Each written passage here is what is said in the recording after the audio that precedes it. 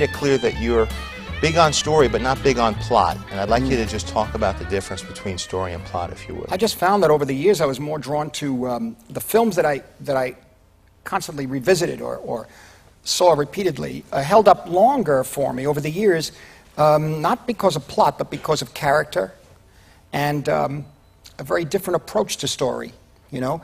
Just, for example, talk about Hitchcock. And we see his films in the 50s as they came out. Strangers on a Train, Rear Window, all the way up to, you know, Vertigo, North by Northwest, and into Psycho.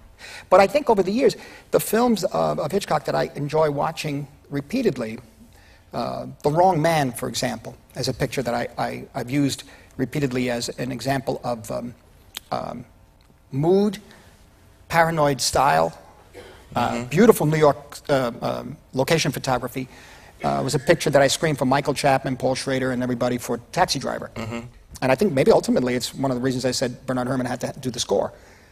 You know, I think so. And I talked about the paranoid camera moves, the feelings of threat.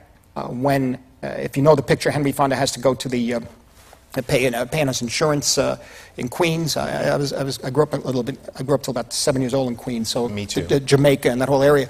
So it was kind of interesting to see it. But he's standing behind the counter, and the woman's looking over, and you see Henry Fonda from her point of view, and she thinks he's a robber because he had just robbed this place earlier, and she thinks he's come back. And the way the camera moves, her perception, excellent bit part players, because they could kill you if you don't get the right person. The fear, the anxiety, the paranoia, it's all done through the camera and the person's face.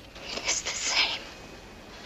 I find that is more interesting to me. So when I saw Rebecca maybe 10 times, 14 times and everything, but at a certain point I said, for me, the style Hitchcock in that film is only in the sequence when Mrs. Danvers shows the Rebecca's room to Joan Fontaine. That's about it. For the rest of it, I know the plot, and it's not interesting anymore.